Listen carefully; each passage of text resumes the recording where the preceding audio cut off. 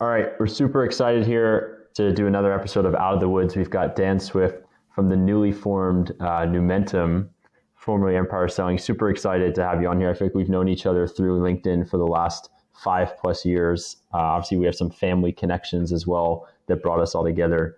But thanks for coming on. Absolutely. Thank you for having me on. I'm excited to chat with you today.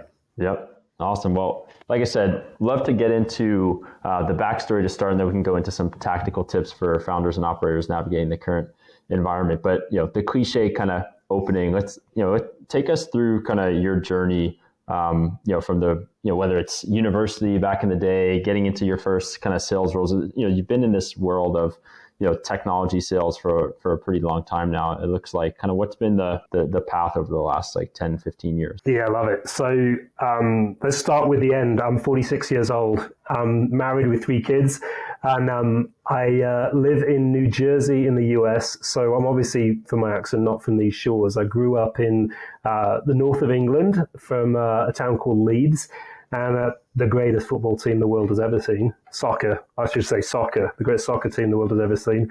And my sales career was an interesting one because I had no idea as a kid growing up what I wanted to do. I wasn't blessed knowing I wanted to be a doctor at the age of 6 or something like that. So when I finished high school, I wanted to go to university, but I genuinely didn't know what I wanted to do. So I picked geography as a topic, and off I went in England for 3 years and graduated, and again, didn't know what I wanted to do. I certainly didn't want to be a geography teacher. No disrespect to geography teachers listening, but that was not me. And my sister, 5 years, I've got 2 sisters. My older sister's 5 years older, and she was just got married to her husband's a sales guy as well.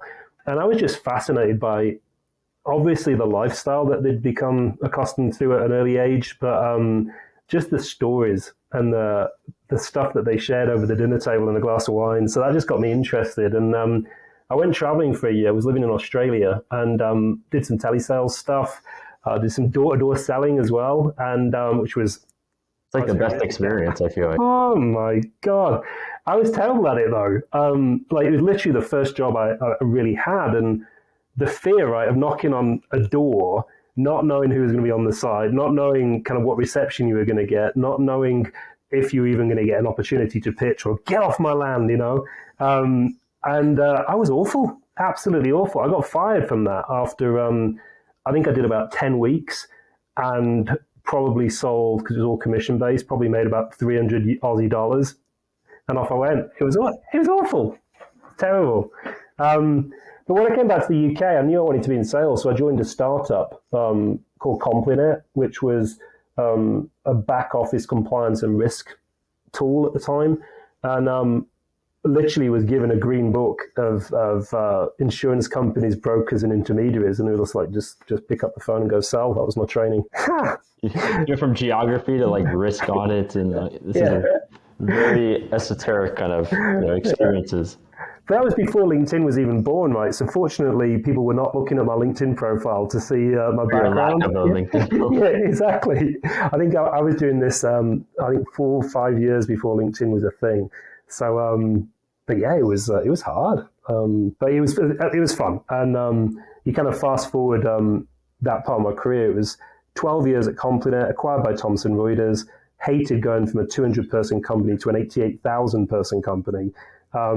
And went over to LinkedIn, and that's really where I think my career really started. Well, as I look through your LinkedIn profile, I mean, the big thing that comes to mind is, one of the early team members of Sales Navigator, I guess, right? Like, what's the story there? I mean, that's so key to even the business that you're started now, and I'm sure your time at Sprinkler, you were leveraging it a ton. Like, how did Sales Navigator start within LinkedIn? What was your involvement, and how have you leveraged it since? So I was using it. I was a user of the tool. And what was really interesting about working at LinkedIn once I joined was the insights that you have when you work there on the LinkedIn members.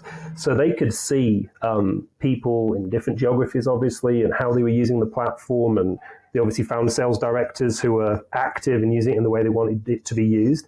And then through relationships. So an old rugby friend of mine who was working at LinkedIn at the time name dropped me. They did the back channeling, looked at the data, looked at how I was using the tool, and was like, yeah, we kind of need to chat with this guy. So joined. I actually thought we had a platform and a product when I joined, and it was kind of there. So we got it into a position where we could take it to market, and then we launched it. So yeah, I was one of four. They were called directors at LinkedIn, four directors that launched the product back in 2012. How did you find it before you were at LinkedIn? Like, if it wasn't really like commercialized and there really wasn't much of a product, like, were you an early adopter somehow? Like, where'd you come across it? So with LinkedIn back in the day, you remember there were about 6 or 7 different SKUs of premium subscriptions that you could buy. I don't even remember the names of them anymore, but the most expensive one at the time was like $80 a month or something like that. Now I was using that, and it had very limited capabilities compared to what it was now. But that's the product that LinkedIn, I think it's trying to remember the name that's gone, but that was the product that LinkedIn essentially took and said, we want to make this enterprise grade. So we were literally in the early stages selling that product to the enterprise and saying, well, how many salespeople do you have? 500. Would you like 500 licenses to this product? Yes, I would. And that was the first version of Sales Now. And what were like the average contract values? Were you going after large deals, large enterprise deals right away, or was it mostly small to medium-sized businesses? The best thing about that experience was it was so scrappy, despite it being LinkedIn. It was a startup within LinkedIn. So as one of the directors, you pretty much decided what you wanted to focus on within, guidelines. Now we had, again, going back to the LinkedIn data, so much data on members. You could look at, say, a company like ADP, and you could see how many sellers they had, what premium subscriptions they had, how they were being used. And then also LinkedIn did something incredibly smart, which was map the relationship data of the sellers within Sales Solutions, which was the business line, to, let's say, ADP, and say, well, based on the relationships, ADP should be account managed by, let's say, Ben, right? And because Ben's got the most warm introduction opportunities to ADP. So from account profiling, building out territories, assigning accounts, they did a really good job at it. Now, my focus was all of that plus financial services. They call me Swifty. Swifty, you've got to open up a financial services vertical for us as well. So go figure out how financial advisors at companies like Merrill Lynch and insurance agents at Plymouth Rock and bankers within commercial banks, how would they potentially use Sales Navigator? So go do that as well. So it was the initial go-to-market, though, was it a lot of, was it those like ADPs of the world try to get the biggest companies on, or was it tech companies? And what year was this?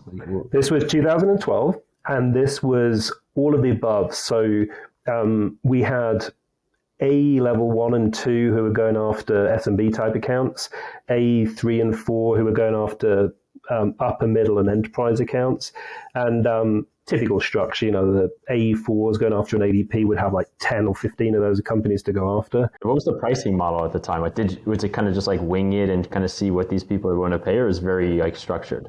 Oh, it was structured. And the leadership team at the time, of which I was part of, which I do agree philosophically with, was there was no discounting at all. But obviously the market has been conditioned, right? People love discounts, and customers love discounts. Well, they expect it, right? So they genuinely wouldn't believe that this one group because you go back a step, LinkedIn has got talent solutions, marketing solutions, and sales solutions. And talent solutions and marketing solutions were discounting, yet sales solutions were not, because our philosophy was we're going to elevate the sales profession. So our division doesn't discount. So customers just did not believe. So it took so many rounds of coming on calls saying, no, we're not going to. No, we're not going to. Hold them the line. It's wild. People just assume, SaaS prices are just overly inflated as a list price as like an anchor, and then you just work backwards from it. Yeah, but it was great learning for me because since then, at Numentum, and we'll get to all of that later on, but we don't discount. We've got packages of things that we offer, and if companies are not prepared to pay that package for that price for that package, then we've failed at selling the values. So, it's not the right fit. So it's been really interesting. I think if I hadn't have had that LinkedIn experience, then I would have been like most CEOs and be like, I'll just do the deal, get it done. Let's get it, move on. Yep. That can really degrade, margin and just like enterprise value over the long term as you kind of like compound that over years and years. 100. And listen, and word gets out. I mean, the whole thing with buyer experience is that, buyers, buyers are so well networked with each other, particularly at the top of the food chain, and they're back channeling, they're asking, they're doing all of that. So credibility is absolutely key, and if you've discounted for an SAP, their peers in the industry are going to find out. So don't do it. Yeah, and there's a lot of visibility that companies are starting to get into purchasing from like their corporate card companies. Like I know like Ramp and some of these other companies and Vendor are basically just saying, hey, here's what people are paying. We have the real contracts. We see the charges. It's moving towards a world of just like transparent, fair pricing for everybody. Yes, and it's the right thing to do. I think there's a lot of companies. It's an interesting kind of segue, right? It's a lot of companies when you start out. You're looking. I mean, I remember when I was the only person at Numentum, right? I was everything, and you wanted to do contracts just to get money in the door to pay to survive. But I still had, despite it just being me, my price book for whether I was just doing a keynote, half a day, a full day, a series of workshops, whatever it was, and that's what we just stuck with. Now that changed year on year and increased with the more value we bought, but we stuck with it. I think it also lends credibility too. It's like, hey, I know what I'm worth. These are the prices. Like there's other people willing to pay it. We've done it before. It's not like, let me come up with it for this very specific scenario. And then you can afford to like ask big numbers. It's like, yeah, my rate's 20,000. It's 40,000, pay it or don't pay it. I'm going to go somewhere else, What going back a second to like one of your first experiences, what is it that's so hard and nerve wracking about door knocking in sales, and how applicable is that type of experience to just sales in general? Or not applicable? Mm-hmm. It's totally applicable.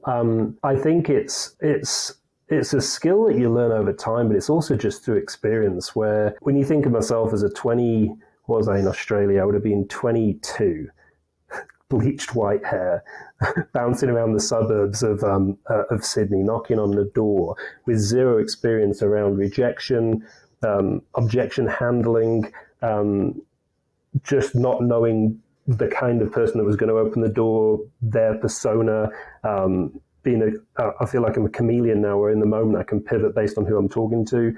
Back then, there was one version of like what I could do, and if anyone asked me a question, I couldn't pivot off what I'd been taught, and just with time and experience and just the number of situations that I've been in and scenarios that I've been part of, you almost know what's coming. People say I don't have a crystal ball. Well, you kind of have a pretty good sense of what's about to be asked, with time.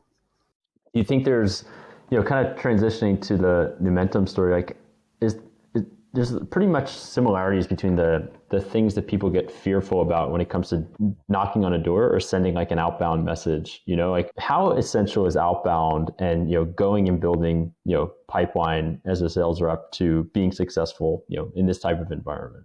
It's everything. I remember a conversation very early on that a boss had with me, and I was this was early 20s, and I was a little nervous about everything relating to sales because it was all so new. And he literally said, what's the worst that can happen? I mean, literally, what's the worst that can happen? Someone might, if you get them on the phone, be rude to you. Right? So what? That's it. And as soon as I had that conversation, I was like, you're absolutely right. So it's critical. It's everything. And it's everything. I think we've got to a point in the market where, think about this for a second, companies are putting all their faith, trust, and confidence in the success of their business in terms of generating interest in the hands of people who are 23, 24, 25 years old. Think of Dan Swift back then with his bleached white hair bopping around Sydney. You think of the SDR function. What are we doing there where... Why are the account executives and the relationship managers and the sales leaders and the second line leaders, why is everyone not accountable for prospecting? Why is it just the responsibility? Where have we got there? That is just mind-blowing to me, because it's everything. If you don't do it and do it well, your business is it's not going to work. I think there's like this overall kind of hyper specialization that happens at companies, especially as they get bigger. It's like, oh, we need to keep the operations really smooth. We've got to hire, all these people and make them do this one very small specific task really well. And there's validity to it, but it also leads to, interesting kind of, bloat sometimes in an organization, or people that are like, oh, I don't have to do that. This other team does it, or, that's not my responsibility, and I think it happens as these companies get bigger, especially the last few years where there's just so much hiring going on. You just kind of assume other people are doing it. But as you said, like sales is a team sport, like everybody's involved in it from the top down throughout the company. But, so transitioning into Numentum, like what, if you had to boil it down to, what is the one thing you're trying to get companies to understand, to be true? Like what's kind of the core mission for you guys, and just kind of go into the story and what you're trying to accomplish. Yeah, so this has been a 5-year journey to this point, and what we are now is a buyer experience consultancy. So what does that mean? It means that every single B2B company has to think about the way in which their employees engage with the people that they're trying to sell to, which is buyer experience, because all of the data says that buyers now have done all of their research. So by the time they actually reach out to an organization, they're pretty sure they're going to be buying one of two or three, let's say, products or services or solutions platforms, whatever. And candidly, most of the solutions out there are pretty similar in terms of the benefits that they offer. So more often than not, buyers are making a determination on which direction they're going to go based on the kind of experience that they're having.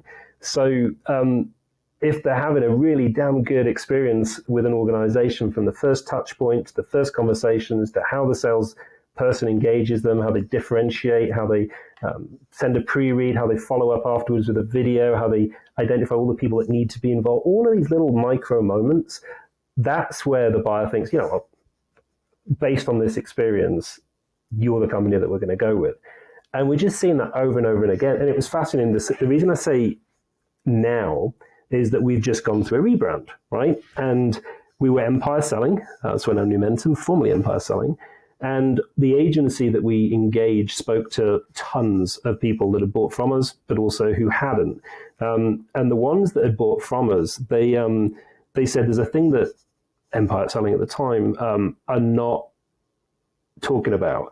And it's how our salespeople, as a result of their program, are differentiating themselves in the market from everyone else. And you got to look into that. And we did. And here we are. It's our true north. It's what we do.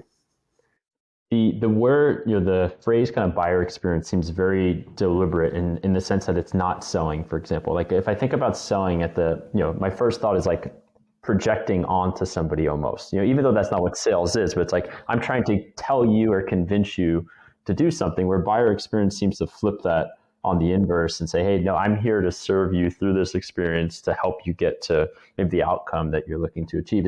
How do you think about the difference between selling and buyer experience? You've nailed it. That's exactly it. And it's how the buyer feels, right? It's how you as a salesperson or the company as a whole makes that buyer feel. And that was intentional because we've done tons of research on this ourselves, but there's a lot out there in the market. Our own research says that 95% of enterprise sellers within the tech and SaaS space have never been professional buyers, right? Only 5% have. So how can you possibly be an effective salesperson with repeatable, predictability in everything that you do unless you've done that? So we're teaching sellers and also all the support functions around the sales organization how buyers buy and how you need to behave and how you need to engage and what you need to keep the person engaged through the cycle when you've not done it yourself. It's it's deliberate. Yeah. I mean, as you said, like the majority of all these tech companies over the last 5 years had to hire so many people to keep up with the growth and the momentum. And the only way to hire that many people is you got to hire them out of college. A lot of times, you have a bunch of 21 to 26-year-old sales reps, as you've talked about, who have never actually even been in a role before at a company. They don't even know how companies operate, how they make decisions, or like you said, how they buy software. So I think that's a really interesting point. Like as you work with some of maybe these younger sellers at some of these organizations, what are you most surprised by, like working with them? Like what have you learned kind of talking with them? Yeah, it's and I feel so sorry for them as well because they're in the toughest role, I think, in the entire revenue engine, where success, right, might be one person who's willing to have a conversation off the back of 100 different activities that you've had who may or may, I mean, just at the end of the day, like, how do you feel? It's soul destroying, right? What's really surprised us, well, not even surprised, it's just what we've seen, is that folks who have gone into that role, some people have fallen into it, think they want to be in sales, think they want to do this, but actually they don't. So let's say 30% of them should never be an SDR in the first place. But the other 7% who made the right decision and are doing it, they've got the drive and determination to be successful, right? They've got the wherewithal to want to learn about business. They've grown up with digital in a way that I certainly didn't when I was pre-LinkedIn doing my thing. And there's they might not have the business acumen, but they know how to get shit done. So you put all of those things together, and when and this is part of what we teach as well, if they collaborate with folks who have been in roles for a longer period of time, and I'm thinking right now of one of our customers, SAP, where you've got account executives who've been at SAP for 20, 25 years. And then you've got new SDRs coming into the SAP SDR organization. We're teaching them how to collaborate effectively with each other. So suddenly you've got all of those incredible character traits, right, that an SDR's got, blended with all of this business acumen that an A's got. Those partnerships and the way they work together suddenly just accelerates the best of both parts of those two roles. So it's been fascinating. I think the point about business acumen is so critical in sales. Like I did all the first sales for SwagUp for the first, let's say, 2+ years, and maybe did like $10 million in sales just by myself. And the biggest benefit that I had, that I could go into a conversation with anybody and be able to talk their language because I understood business in a broad sense. I'm very curious. I know a lot of people that run different types of businesses. So I can get in there and be like, all right, like you guys are probably thinking about this, or what did you do in this situation last year when this happened in the industry or something? And that it builds so much trust and credibility with the buyer on the other side, shows the empathy, and you're able to kind of anticipate their questions and get into really interesting things, and also anticipate their needs in a way that you can drive up, the value of these transactions and relationships in a way that doesn't feel transactional. It's like, I'm here to help you and support you because I understand your business. And I think that, to your point, a lot of the young sellers that struggle is they can't connect with a buyer on that level. They just don't have the context to even have that kind of a conversation. Like, it's, as you said, it's like, hey, I have my script. I know everything about my product. I know what I'm supposed to tell you, but sales isn't about telling, it's about asking, as you know. And it's the war stories as well, right? And it's the all of those, even just anecdotal things. Like, I was chatting with imagine you're selling into the CISO within an organization. I was chatting with the CISO the other day, and they were telling me about all of these challenges around security and how they've just acquired 3 companies and they're worried about all of the vulnerabilities that there might be, and blah, all of this stuff. And the CISO would be like, yeah, that's the same as us. That's exactly just being able to say that in the way that is going to sound credible is one thing. And then there's the other thing is just visually. You jump on a call like this. If you look like a 22-year-old, right, you're going to get treated like a 22-year-old unless you can do something fundamentally different. And the one bit of advice I'd give folks listening right now is going back to the geography and the governance, risk, and compliance stuff. I had zero experience, but boy, did I read. Like, I read anything and everything that I could get my hands on around challenges that compliance officers, risk officers, anti-money laundering officers were having in different jurisdictions. FINRA, the SEC, what was the FSA at the time, like all of this, and I remember it all now. And it would allow me to have that level of credibility where someone would then second guess their own assumptions about me and go, oh, he might be young, but he actually knows quite a lot of stuff. And you think about what the SDR needs to do, he or she needs to know more, right, than that CISO about one specific thing right, that the solution, whatever they're selling, solves for. And there's no way that CISO can know more than the SDR about that one particular thing. So that's how you create yourself as this expert as a 22-year-old to try and win credibility. Yep, makes sense. So, at the simplest terms, what do you guys sell? Like, what do you offer? What are these packages? Like, what is it like to work with Numentum? Yeah. So we would go into an organization, first of all, to try and understand, like, what are, at the core, what are the biggest business challenges the organization has. So take a publicly traded organization that's incredibly well known. They're probably not solving for brand and brand awareness. So then you start digging in a little bit and you realize that they've got a ton of customers, most of which don't know all of the things that the organization does.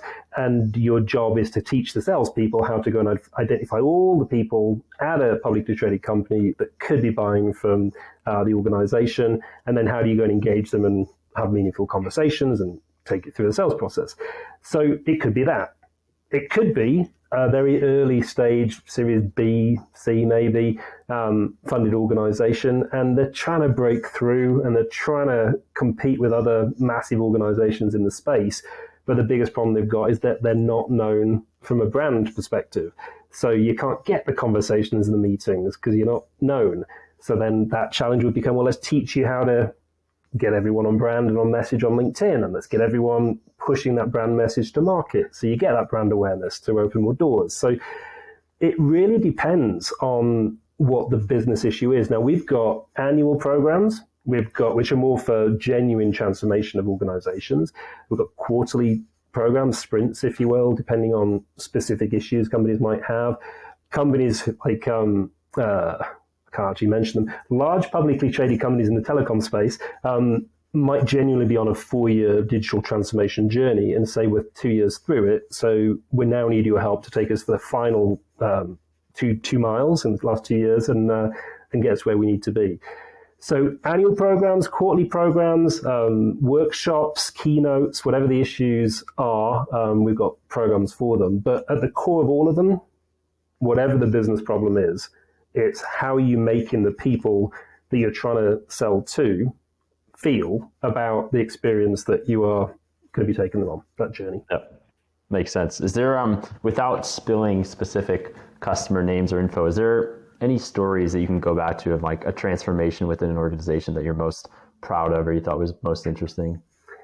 We certainly can with quite a few. The one that I think I don't want to say most proud because I'm really proud of so much of what we've done, but the one that stands out the most was Vodafone Business. So we were introduced to Vodafone Business by Forrester, which in itself was a moment, right, where the lead analyst at the time, Mary Shea, built a relationship through her. We were a Forrester customer. She introduced us to essentially the CRO or equivalent of Vodafone Business.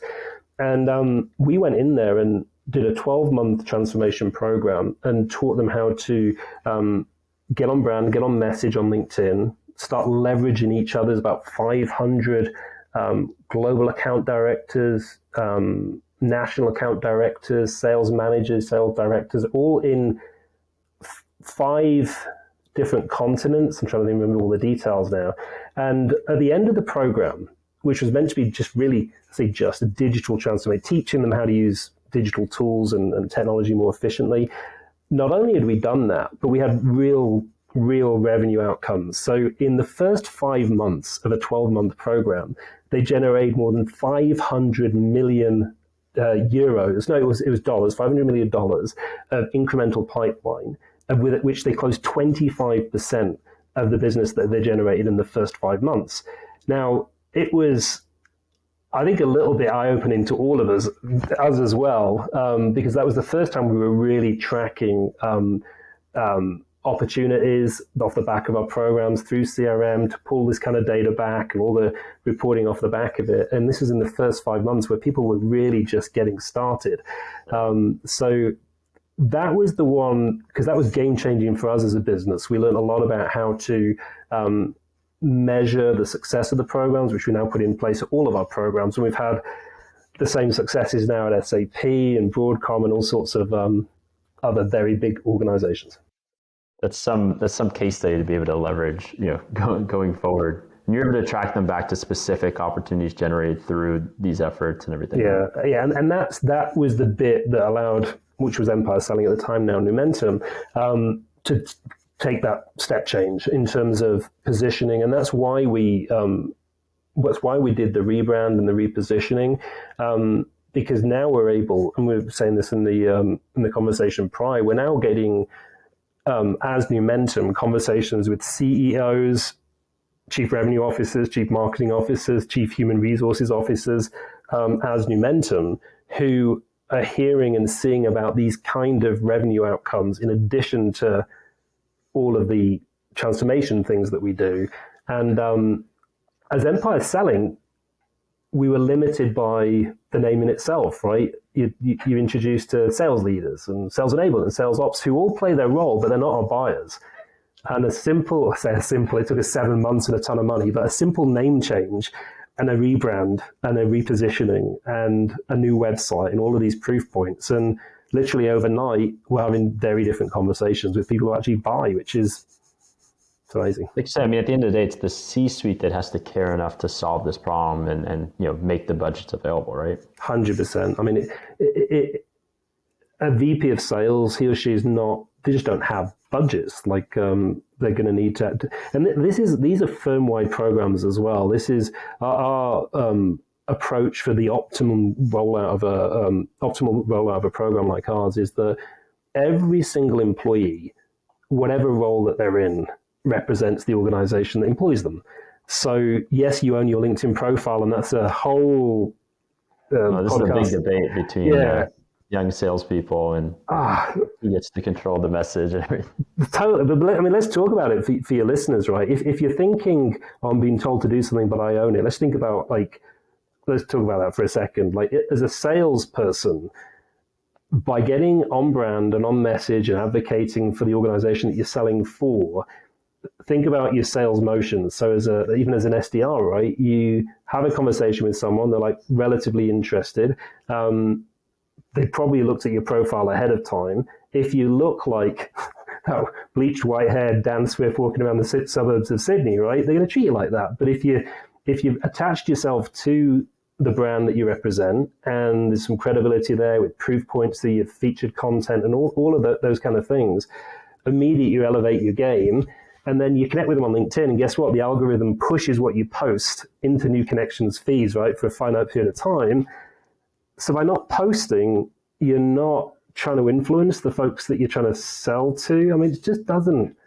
So fight as much as you want against the idea of getting on brand on message, but you're a fool. You're a fool. 100%. I mean, it's such an incredibly powerful tool, not even from a prospecting and outbounding, but you're literally getting a digital billboard in front of your prospects and your existing customer base day in and day out. They go into their LinkedIn when they're on the train, they're looking at their phone, and they're going to see your post, and they're going to see what you've liked, and they're going to see that you just launched a new feature, and you didn't have to do anything. You didn't have to email them. You didn't have to call them. They're just seeing it. And to your point, from a buyer experience standpoint, that's how people buy. They buy through all these little signals kind of constantly happening, the things they're observing, and they make the decision for themselves, by what they've kind of experienced. So it's crazy when people don't want to get involved on LinkedIn. It's like you literally want to throw money away, I think. Awesome. Well, we'd love to transition into kind of the back half, kind of a little bit more relevant to specifically what's going on today. From your perspective, the startup world, and you don't deal with just startups, you've gone after enterprise customers, et cetera. But, just the technology world has kind of shifted a bit over the last 6 to 12 months. Like, what's your observations of what's changed? Yeah, I think for us specifically, we're laser focused in on marketing technology, sales enablement technology, all of those tech stacks that are out there. And they haven't matured much until the last couple of years. And I think with the pandemic and working from home, so many companies had to up their game. And I'm fascinated, obviously, like a lot of people are, with AI. Little examples for you. There's a company that I'm checking out literally as of yesterday, which showed up in my feed, an Insight Partners backed organization called Win.ai.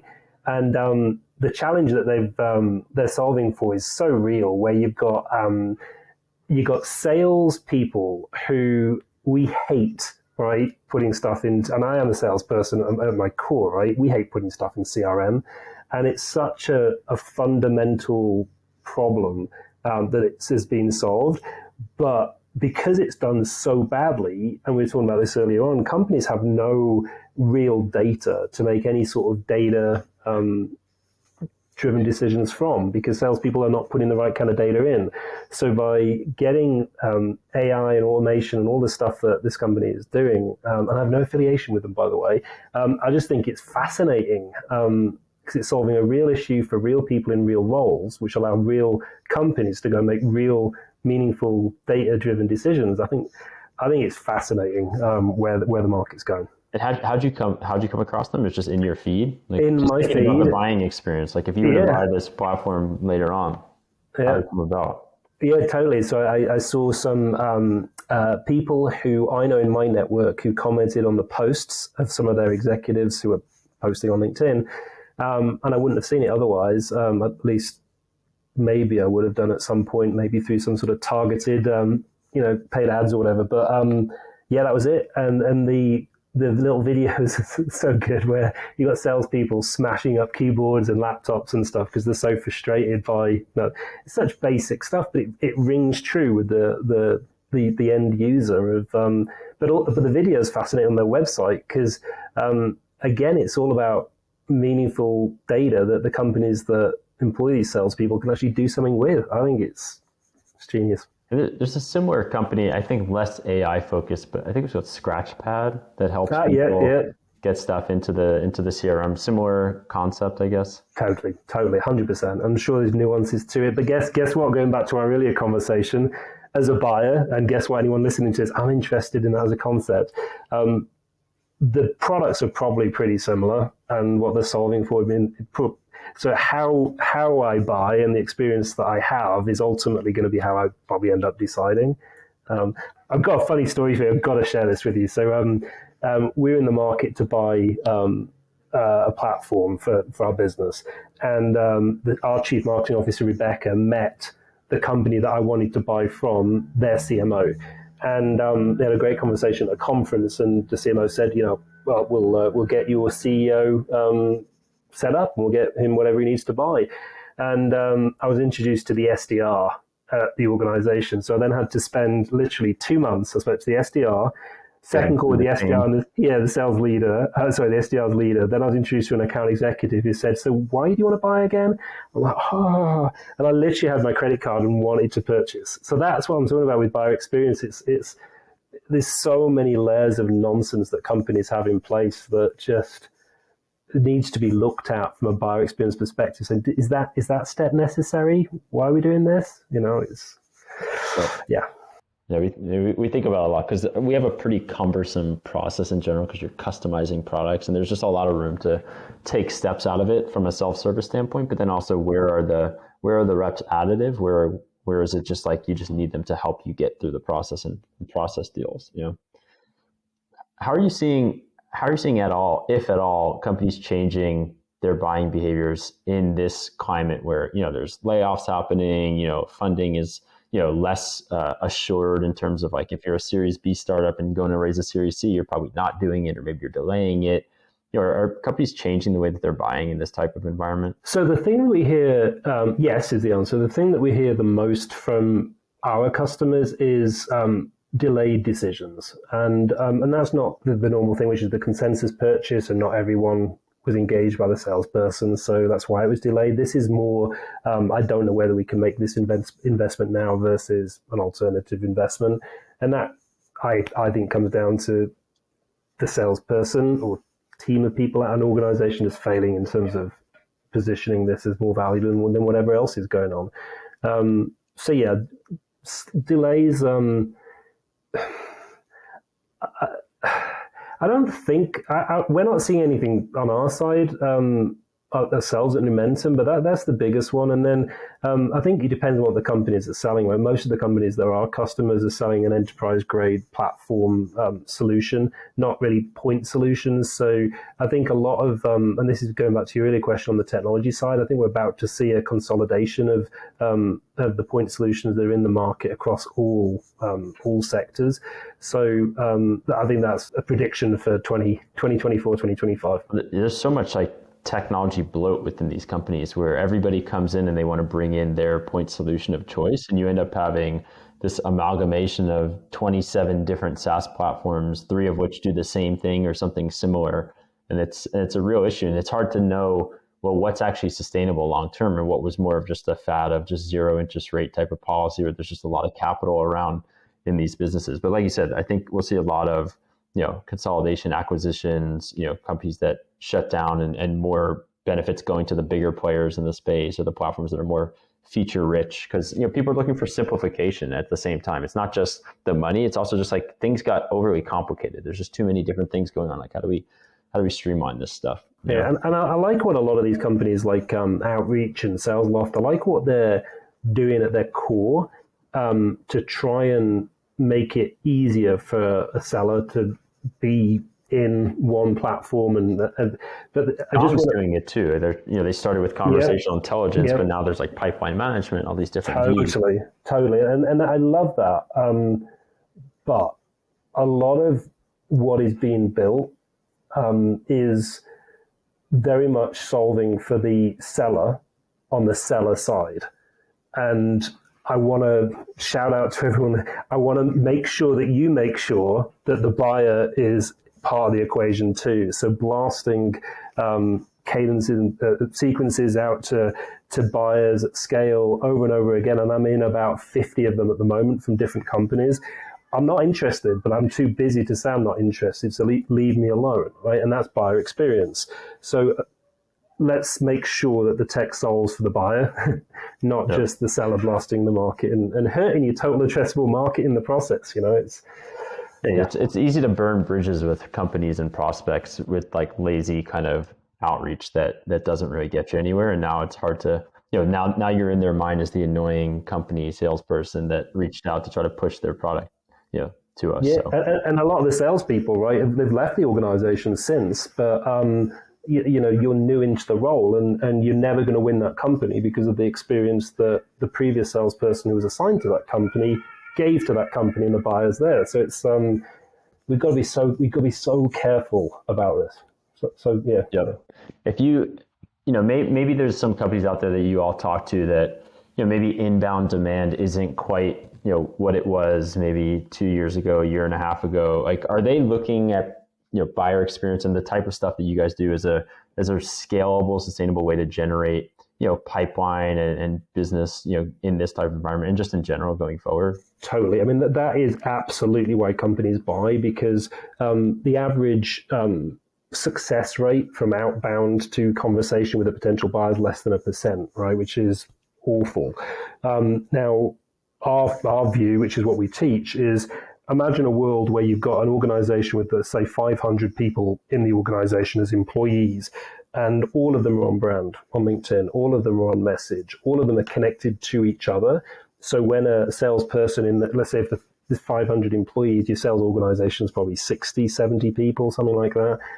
Those 60 or 70 people could then look into the collective relationship capital that exists at that 500-person strong company, and then look at their book of business, the companies they're going after, and all of the personas, and you can map all of that data on. And then from a prospecting perspective, imagine you've got, 100 companies in your book of business and 5 personas, and so there's 500 people you want to have conversations with. You can probably get to a decent chunk of those, right, through relationships that your colleagues have around the organization just by warm introductions. And then your next group is going to be social engagement. So whichever of your buying personas are socially active, let's say on LinkedIn, let's engage them there. And then what's left are the people that are not socially active and you can't get to. Then, let's take a more direct approach with those people. But the knee-jerk reaction from most companies, and it's not the sellers or the SDR's fault, it's the sales leaders, is they don't know what's possible. So all they know is, well, old school stuff, which is let's call people and let's email people. There's a more effective way. And across our customer base, 70% is the success rate from warm introductions through colleagues to go and get meetings or you extend your network. 40% for social engagement if you follow the plays, which is what we teach, and then 20% for if you go in direct. So even the least compared to 1%. Yeah, the least effective thing we teach is 19% more effective than the industry average. It's really 20 times more effective. Well, they think, So I'm a geography major, so that's literally why companies are bringing us in for the end result, which is if we can't have conversations with people who will buy from us, then we're gonna fail, right? So yeah, we have the answer. Yeah, I mean, it's similar to like raising money, for example. If you're going out to raise money from VCs, the least effective thing you could do is just get a list of VCs and just send them, hey, this is my company, this is how much we're raising, are you interested? VCs are very emotional type of people. They want to see signals. Do you know this other founder that was successful? Are you friends with a partner at the company? Like they once they see that, you can have the same exact pitch. This one's going to be on a much higher level than the one down here. The same exact person, the same exact pitch. If you come in on that level of like, I know somebody that knows you, or somebody vouched for me from a credibility standpoint. So if a founder would never raise capital just sending out a broad-based email, then why would you sell that way? It doesn't really work, unless you just have this massive total addressable market and you're just trying to, and the product is just so good, like it's incredible product market fit. It's like, we just got to get in front of people because they're going to buy it. But it's so rare that that's the case, It's interesting though. It makes perfect sense to say it, on a podcast like this, but, and it's a real, but C-level executives, they play a role in this too, because, I'll give you a perfect example. We worked with an executive at SAP, and he was not known in the procurement and supply chain space in the way that he wanted to be. So we got his profile sorted. We then ran a project which is super simple, but it's so tactical, which hopefully could be quite helpful.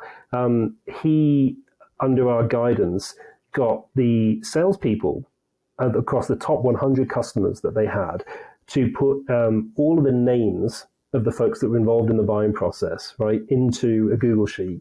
And then he programmatically, his admin did, connected with all of those people on LinkedIn and said, thank you for being a customer. And I'm just a message away if you ever need anything. So suddenly he's got all of his biggest advocates for the top companies and the biggest spenders. And then suddenly you've got a world where whenever he posts, everyone's like, oh, wow, great post. And it's going into all of their feeds and it just went viral. So this is there's a way to do this, which is part of what we teach. But there's so much of what's possible, but executives have to want to genuinely roll their sleeves up and get involved in GTM in today's world. And a lot of them say they do. Let's just leave it there. Sure. It makes a lot of sense. Well, I want to ask a few last questions to wrap up. So, you guys are in a pretty good, fortunate, position where you can find the right types of customers. They have some budgets in this environment. You guys are good at selling, but there's some other companies that are, struggling through this. Like obviously, as I said, there's layoffs happening. There's, depending on how discretionary what you do, there might be cutbacks, all these different things.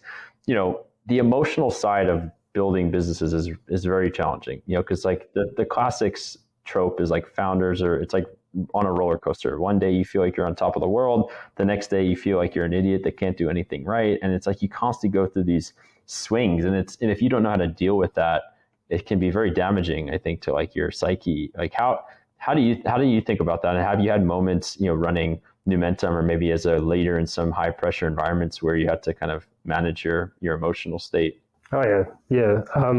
It's gone to a point now, like leading with the end, where I think the you only get one version of Dan Swift, so you wouldn't know that I hadn't slept the night before. You wouldn't know that we had a high stressful negotiation right before this podcast. You wouldn't know any of that. Like there's only ever one version, but that's taken a long time to get to. And for me, massive shout out to therapy, right? So I've been in therapy for 20 years, not because of sales, but it's definitely helped with sales.